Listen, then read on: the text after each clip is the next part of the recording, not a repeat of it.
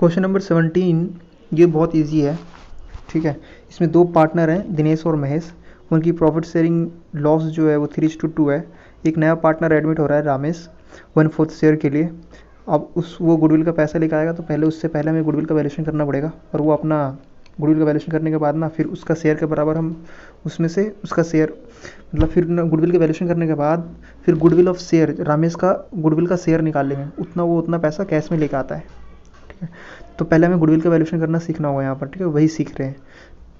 तो goodwill of valuation जो यहाँ पर करनी है वो यहाँ पर बता रहा है, goodwill for the purpose shall be calculated 2 year purchase. Number of purchase year कितनी है? 2, ठीक है। नंबर ऑफ ईयर परचेज 2 है। The weighted average profit of past 3 year, हमें जो वेटेड एवरेज प्रॉफिट निकालनी है पास्ट 3 है, 3 सालों का जो प्रॉफिट है ना उसका निकालना है। यहाँ पे वेट भी बता रखा आपके कि 2017 को 1 डालना है, 2018 में 2, 2019 में 3 और 2, ठीक है। तो 3 सालों का वेट भी बता रखा है। अब ये जो प्रॉफिट दे रखा है 2017 में 50,000, 2018 में 20,000 और 2019 में 70,000, इसमें ना कुछ एडजस्टमेंट हैं जो नहीं, मतलब आपको क्या करना है, इन सब को कैंसिल करनी है, इन सब ट्रांजेक्शन को कैंसिल करनी है। देखो ये जो सेल ऑफ एसेट्स है, हमने फिक्स एसेट्स को हमने सेल किया, वहाँ से प्रॉफिट हुआ, तो हम ये जो सेल ऑफ एसेट्स है हम इसको ये मानते हैं कि ये एबनॉर्मल गेन है, क्योंकि अब ये हर बार तो होगा नहीं, ये तो कभी कभी होता है। तो जो आने वाला जो फ्यूचर, मैंने तुम्हें क्या बताया कि गुडविल क्या होता है, फ्यूचर ईयर की प्रॉफिट होती है। तो अब तुम इसको, तो ये जो प्रॉफिट है ये तो ये अनुमान नहीं कर सकते ना कि फ्यूचर ईयर में भी होगा, फ्यूचर ईयर में भी होगा, मतलब आने वाला जो ईयर है, फ्यूचर ईयर है, उसमें भी होगा, ये तो अब नहीं मान सकते। इसलिए इसको हमें क्या करना होता है, इसको हमें हटाना होता है। तो हम ये जो प्रॉफिट इसमें ऐड है 50,000 में 5,000, तो इसको मैं माइनस करूँगा, तो 50,000 में से जब 5,000 माइनस करूँगा, ये 45,000 आएगा।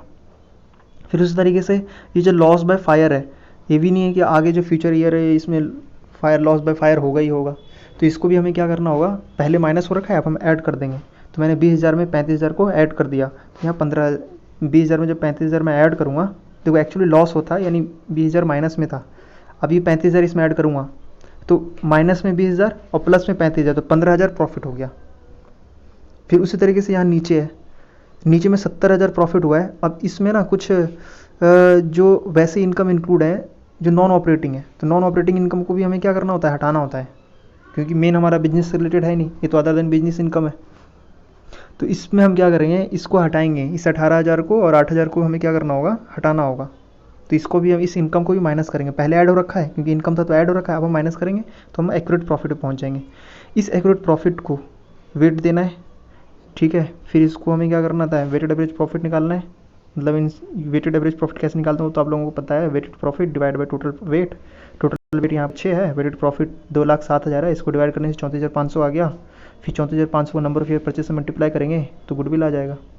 फिर उसके बाद ये जो नया पार्टनर आ रहा था ना 1/4 शेयर के लिए, उसका हमें शेयर ऑफ गुडविल निकालना है। ये जो गुडविल आया है 69,000, जब आपने 34,500 को मल्टीप्लाई किया है नंबर ऑफ ईयर परचेज से, तो वो गुडविल ऑफ फर्म है।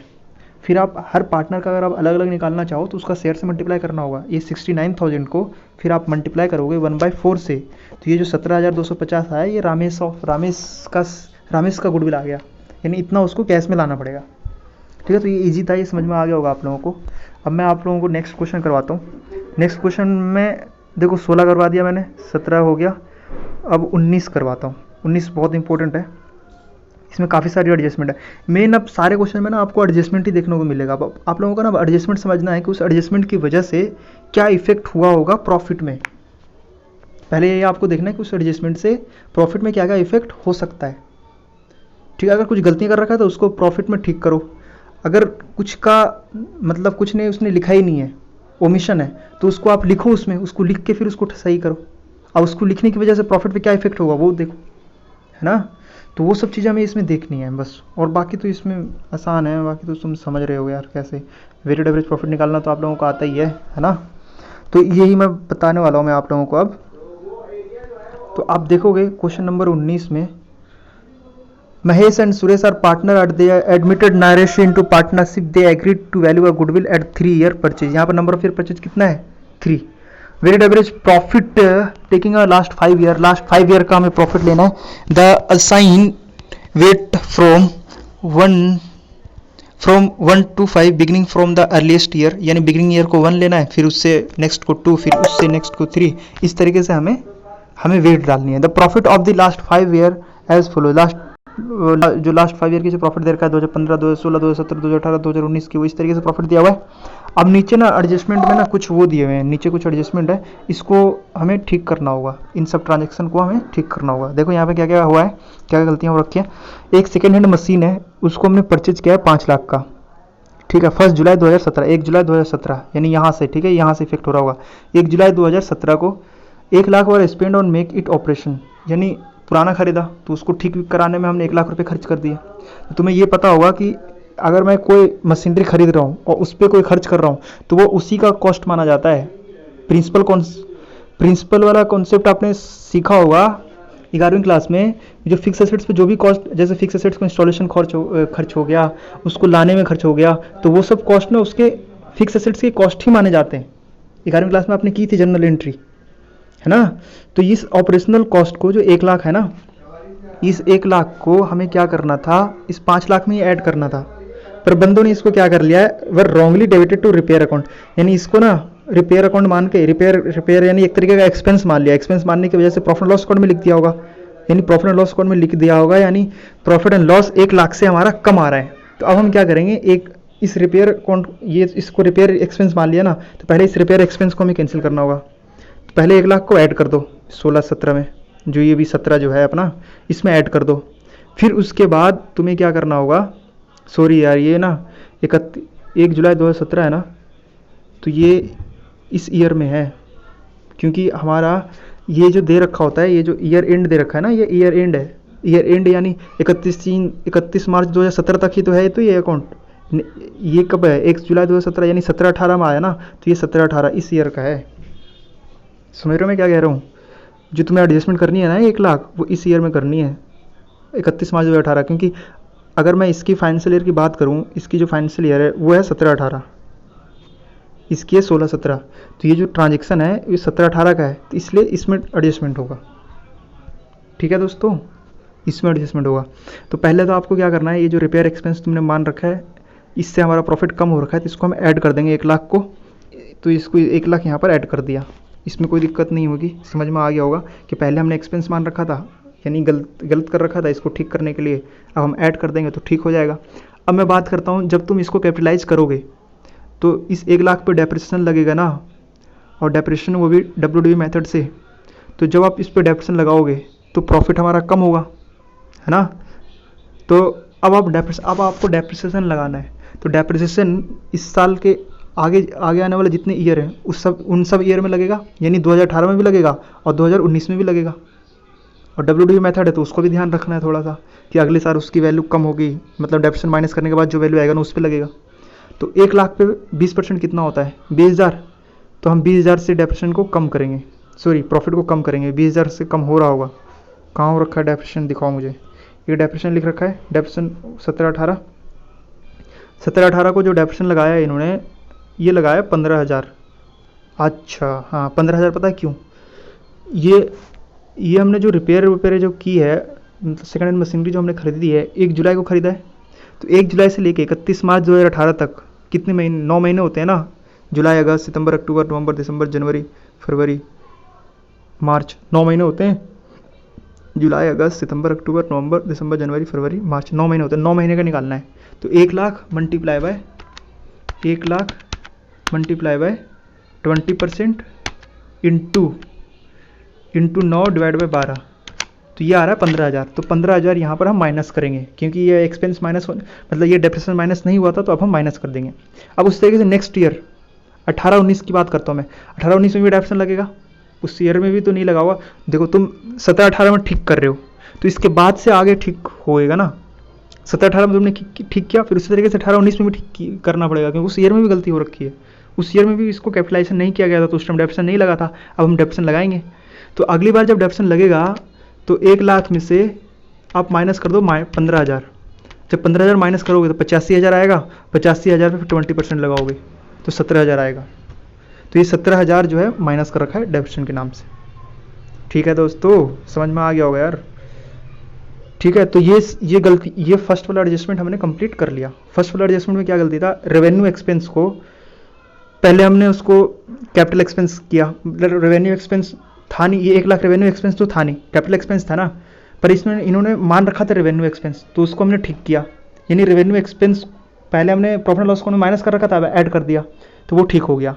अब हम जब इसको कैपिटलाइज करेंगे तो उस पर डेप्शन लगेगा, फिर हम डेप्रिसिएशन दोनों साल का डेप्शन लगा दिया हमने, तो ये भी समझ में आ गया। अब मैं बात करता हूँ इसकी क्लोजिंग स्टॉक, सेकंड ट्रांजेक्शन की। क्लोजिंग स्टॉक है 31 मार्च 2018, 31 मार्च 2018, ठीक है, 31 मार्च 2018, यानी इस ईयर में और इस ईयर में 31 मार्च 2018 वाज अंडर वैल्यूड बाय 50,000। हमने क्लोजिंग स्टॉक कम लिखा है, अकाउंटेंट ने क्या किया, क्लोजिंग स्टॉक की कम वैल्यूएशन की है, यानी क्लोजिंग स्टॉक को कम करना, प्रॉफिट को कम करना है, समझ रहे हो। जब ट्रेडिंग अकाउंट बना के मैंने तुम्हें बताया था ना कि अगर तुमने क्लोजिंग स्टॉक ज़्यादा किया तो प्रॉफिट बढ़ गया, अगर क्लोजिंग स्टॉक कम लिखा है यानी प्रॉफिट तुमने कम किया है। अब तुम्हें ठीक करने के लिए बढ़ाना पड़ेगा। तो 18 में तो ये जो 31 मार्च 2018 है, यानी 17-18 में तो तुम बढ़ाओगे, 17-18 में तो तुमने कम कर रखा था ना, बढ़ाओगे, ठीक करने के लिए बढ़ाओगे, यानी 50,000 तुम ऐड करोगे। तो इसलिए यहाँ पर 17-18 में ये क्या कर रहा है, क्लोजिंग 50,000 को ऐड कर रहा है। फिर अगले साल वो ओपनिंग स्टॉक बन जाएगा। अब तुमने ओपनिंग स्टॉक बन जाएगा ना ये। अब तुमने ओपनिंग स्टॉक में कम लिखा है, उससे तुम्हारा क्या होगा, प्रॉफिट बढ़ रहा होगा। यानी ओपनिंग स्टॉक, अगर मैं 18-19 की बात करूँ अब, तो 18-19 में वो ओपनिंग स्टॉक बन गया होगा 50,000, यानी तुमने क्या किया होगा, उतना ही अमाउंट कम लिखा है ओपनिंग स्टॉक में। ओपनिंग स्टॉक में कम लिखने का मतलब तुम्हारा जो प्रॉफिट है वो बढ़ गया, तो उसको तुम्हें ठीक करने के लिए कम करना पड़ेगा। तो इसलिए यहाँ पर क्या कर रहा है, कम कर रहा है, ठीक है।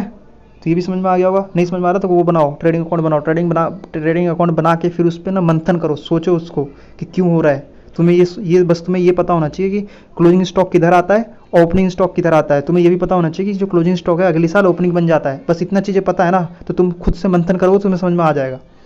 अंडर वैल्यू का मतलब कम होता है, तुमने कम लिखा है 50,000। अगर मैं 17-18 की बात हो, तुमने 17-18 में क्लोजिंग स्टॉक कम लिखा, तो तुमने क्या किया, प्रॉफिट को कम कर दिया। तो तुम्हें अब उसको बढ़ाना है, इसलिए 17-18 में यहाँ बढ़ा रहे हैं। अब अगले साल ओपनिंग स्टॉक बन जाएगा ये। अब ओपनिंग स्टॉक में तुमने जब यहाँ कम किया तो अगले साल भी तो कम लिखा होगा, तो वहाँ भी तुम्हें ठीक करना पड़ेगा। तो वहाँ पर हमने कम कर रखा है, तो अब हम उसको, यानी हमने वहाँ पर ओपनिंग स्टॉक हमने कम लिखा है, उसकी वजह से हमारा प्रॉफिट कम आया, ज़्यादा आ गया होगा, प्रॉफिट ज़्यादा आ गया होगा। ओपनिंग स्टॉक से ना हमारा प्रॉफिट ज़्यादा आ जाता है। ओपनिंग स्टॉक ज़्यादा लिखने से, अगर तुम ओपनिंग स्टॉक ज़्यादा लिख रहे हो यानी एक्सपेंस बढ़ रहा है, तुम्हारा एक्सपेंस बढ़ेगा तो प्रॉफिट, अगर तुम इधर बढ़ा रहे हो तो नहीं यार, हमने कम लिखा है ना, अंडर वैल्यू है ना, सॉरी। तुमने ओपनिंग स्टॉक उतना कम लिखा है, यानी तुमने, हमारा जो ओपनिंग स्टॉक है वो डेबिट साइड आता है। अब ओपनिंग स्टॉक डेबिट साइड आता है यानी एक्सपेंस भी डेबिट साइड आता है, ठीक है। तो ओपनिंग स्टॉक तुमने जितना वैल्यू से कम लिखा है ना, उतना ही तुम्हारा प्रॉफिट जो है कम। ओपनिंग स्टॉक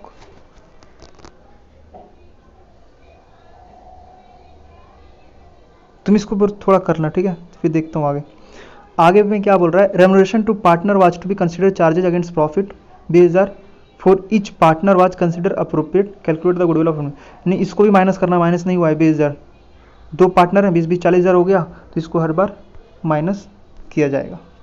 तो यार मैं तुम्हें इसको क्लियर कर देता हूँ एक बार यार, ये क्लोजिंग स्टॉक वाला, ये क्लोजिंग स्टॉक अगर तुम्हें क्लियर करना है तो ट्रेडिंग अकाउंट पे आओ।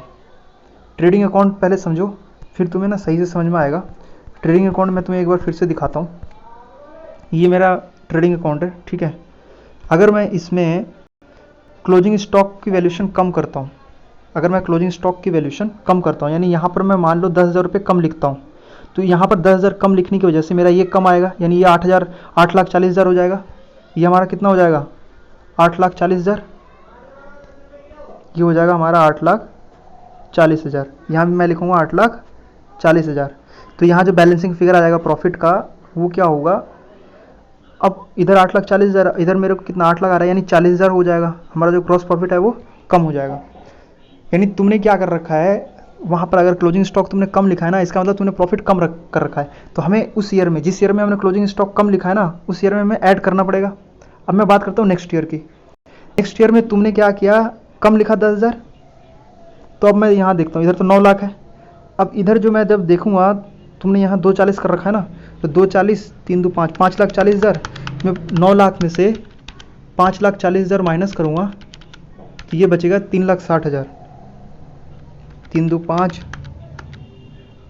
2,40,000। ठीक है, एक सेकेंड।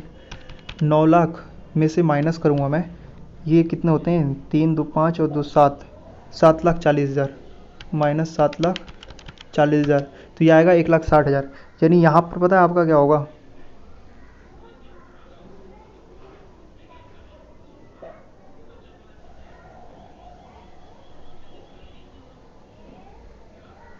ठीक है। तो समझ लेना यार, यहाँ पर कोई दिक्कत वाली बात नहीं है। यहाँ पर तो मेरे क्या आएगा, यहाँ पर ना प्रॉफिट जो है, जैसे तुम अगर यहाँ पर 10,000 कम लिखो यानी एक्सपेंस कम करोगे तो तुम्हें क्या होगा, प्रॉफिट बढ़ जाएगा। तुमने प्रॉफिट को बढ़ा रखा है तो अब यहाँ हम माइनस करेंगे, यानी अगले साल अपोजिट करते हैं। तुम इतना समझ लो, तुम्हें अगर रटना है, अगर तुम्हें समझ में नहीं आ रहा तो रटने वाला ये समझो कि अगर तुमने जिस ईयर में गलती हुई थी, जैसे क्लोजिंग स्टॉक मान लो तुमने यहाँ पे कम लिखा तो प्रॉफिट तुम्हारा कम हुआ, तो कम हुआ यानी तुमने यहाँ पर ऐड किया, तुमने उस ईयर में ऐड किया, तो अगले साल में उसको ना माइनस करो, अगले साल ओपनिंग स्टॉक मान के माइनस करो। ठीक है, तो ये समझ में आ गया होगा आप लोगों को।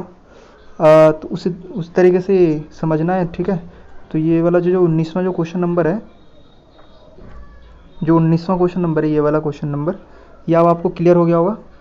इसमें जब तुमने ये एडजस्टेड प्रॉफिट निकाल लिया, फिर उसके बाद वेट देनी है, वेट देने के बाद वेटेड एवरेज प्रॉफिट निकालना है, नंबर फिर 25 से मल्टीप्लाई करना है, गुड विल आ जाएगा। ठीक है, वीडियो ज़्यादा लंबी हो जाएगी।